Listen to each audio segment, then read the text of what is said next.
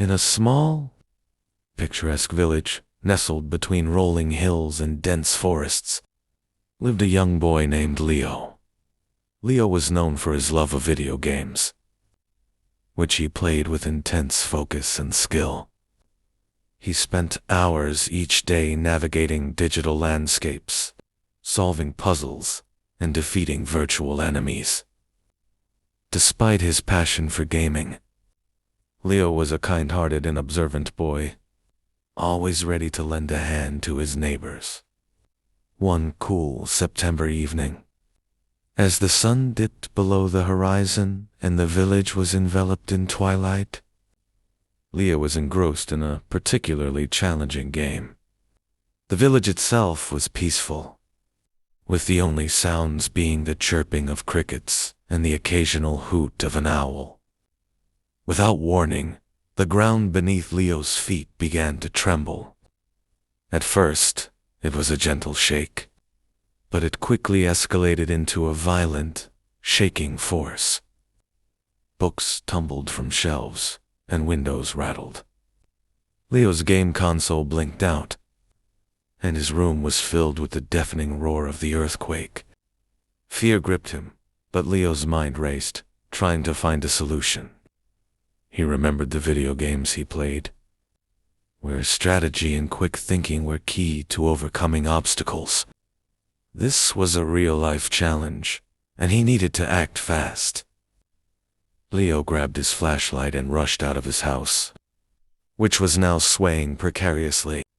The village was in chaos, with people screaming and running into the streets, their faces illuminated by the flickering. Leo spotted Mr. Thompson, the elderly shopkeeper, struggling to help his wife, who was trapped beneath a fallen beam. Without hesitation, Leo dashed over and used all his strength to lift the beam. Freeing her, Mr. Thompson thanked him profusely, his eyes wide with relief, as Leo continued to help his neighbors. He noticed a pattern. The quake had caused several houses to collapse in specific areas. He remembered in his games how maps and patterns often provided clues to solve problems. He applied the same logic to his situation, quickly identifying the most vulnerable spots in the village. Leo gathered a group of villagers and led them to the safest locations he had identified. He instructed them to stay away from buildings and move to open areas, all while coordinating with the local emergency services that had just arrived.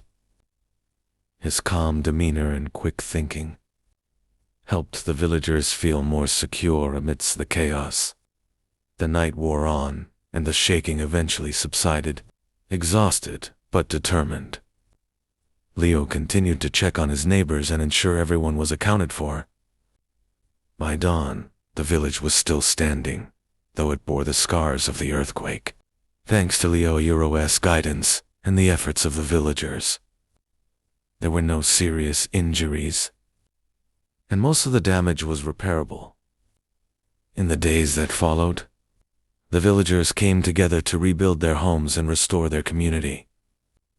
They marveled at Leo's bravery and quick thinking. The boy who had spent so many hours in the virtual world had saved them all in the real one. As the village began to recover, Leo realized that his gaming skills had prepared him in unexpected ways.